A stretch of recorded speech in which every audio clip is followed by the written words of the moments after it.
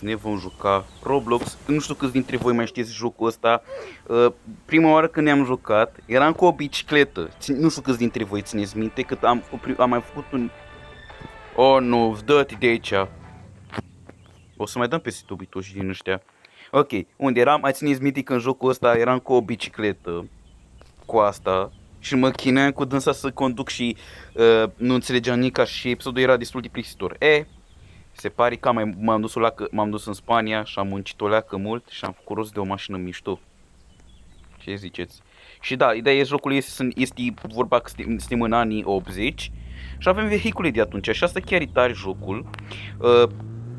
Ideea e că jocul nu știu dacă și-a mai primit de atunci niște update-uri de la developer sau developer. Mă, cum să zici developer la o persoană care e feminin? O developer în română? Sună ciudat. O zicem developer, ori și simplu, nu mai chinui să zic ce este. Dar jocul este foarte tare, îmi place aspectul lui că duce într-o perioadă în care eu n-am prins-o niciodată și din păcate nu prea o să o prind niciodată, din păcate că sunt născut în 2009, deci nu prea o să văd anii 80. Bine că România era comunist, dar tot puteți simți atunci vibe-ul anilor 80.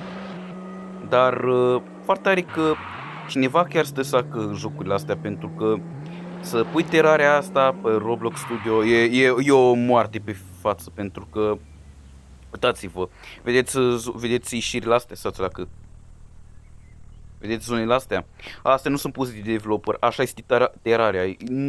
Deci cred că dacă nu mă înșel și asta o să zic pe față, de când Roblox o băga chestia asta cu terarea, pe Roblox Studio este foarte greu. Adică dacă ar băga un sistem nou în care să fie mult mai ușor să umbli cu pământul, să-l umbli cum vrei tu, să faci cum faci ca un part. Uite, deci casa asta e format din parturi. Uite, sus aici este un part întins până aici. Așa să fie și terarea.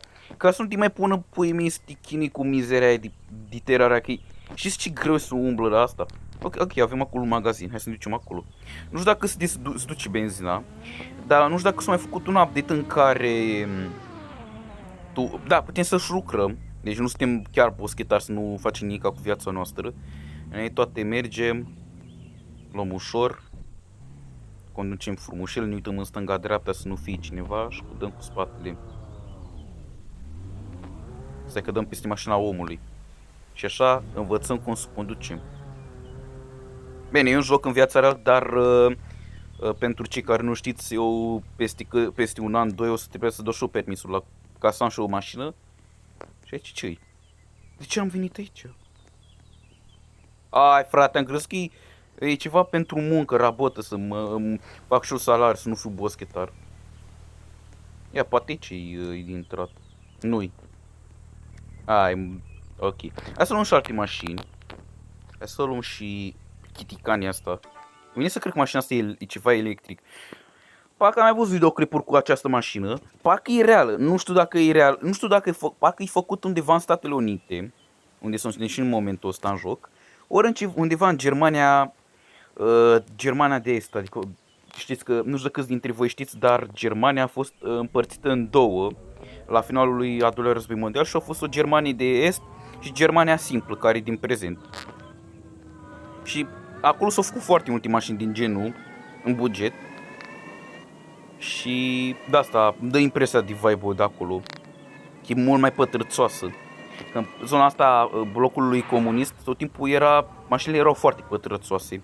Bine, nu știu dacă, bine, Dacia nu era chiar așa de pătrățoasă, Dacia 1300 sau 1100. Știu cum mai există și versiunea 1100, dar aia e rar să o găsești. Păi ce chestii de istorie interesant. Asta nu ai cum să o conduci. Mișto. Fain că sunt detalii în astea mititele. Da, băiatul vostru sară gardul, dar el putea să tragă aici ușor. Eu aș putea să trăiesc în casele astea. Nu. Ori trebuie să cumpăr. Ok. Bine, mi-ar plăcea o casă de genul mai mare. Stilul american. Bine, la noi în Europa de Est, din păcate, nu prea... Bine, la țară sunt multe case. Dar bine, și la oraș, să știți, nu numai așa. Dar e diferență de zonă, pe la urmă. Uite așa, uite felul ăsta de casă mi-ar plăcea de aici, în față. Dar ceva mari, să ai multe camere. Că de asta mititele nu prea-mi plac, că ești înghesuit. Uite, de genul, fix cum e... Nu, cum e aia. Bă, ăștia nu mai au mai mari, nu mai au case mai mari. De aici poți să iei. Bă, dar ce puțin îi dă developerul ăsta sau fata asta care a făcut jocul sau nu știu ce ei. Și-o bătut joc, deci ne dă case mici, nu putem să luăm case mari. Ok. E un magazin.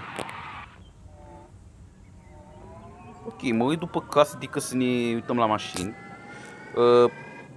Hai să vedem ce mașini mai avem, pentru că nu mă limitez doar la asta. Asta chiar e mișto să o ai așa, la o vârstă mică. Că știu că există... Mă, și vehicul mare. Da. Ăsta era cel mai scump vehicul, dacă nu mă înșel la început când am cumpărat-o. Vai! Adevărul că are motorul mare, logic să meargă rapid. Îmi place că am jucat atâtea jocuri cu mașini și erau foarte populare. Ăsta nu e așa de popular, jocul ăsta n-are foarte numeroși playeri. Dar, știți care e chestia? Volanul se mișcă. Deci eu apreciez mult când interacționează totul cu tine într-un joc. Adică aici chiar volanul chiar se mișcă odată cu tine. Am luat-o aiure acolo. Uite ce secții de poliție.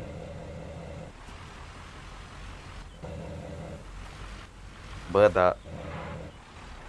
Interesant, bă, da. Nu prea vezi player, ia. Mi-a dat în singur microfonul, ce sper să nu mi afecteze videoclipul. Hai să vedem câți playeri sunt în momentul ăsta. Ceva playeri. Am nimerit un server destul de full. Ziceam că o să fie o problemă cu ăștia care ascult melodii în radio. De ce zic asta? Știți vorba clasică, YouTube-ul este o platformă în care dacă sunt melodii din astea cu creatorul care au făcut melodia, vrea să-mi dea videoclipul jos, va putea să-mi dea videoclipul jos pentru că arta lui sau creația lui sau se vede în videoclipul nici de asta. Pentru că știți care e faza nasoală? Că este că pe internet dacă reacționezi la un om și omul ăla dacă nu-i place cum ai vorbi și să supără de aiurea, îți poate da copyright sau strike-uri aiurea și bine, nu știu dacă se poate tu să dai, să anulezi. Ce să vă zic, fraților, jocul e destul de ok, dar faza e că mă enervează așa jocurile astea care sunt bine făcute. Au șansa să aibă și cei mai puțini playeri, din câți bani am făcut. De ce zic asta? Am văzut jocuri pe canalul ăsta, nu știu dacă ați văzut. Cei care v-ați uitat pe canalul ăsta. Noi am filmat foarte multe jocuri. Dar erau foarte puțini jucate. Nu, puține și extrem puțini.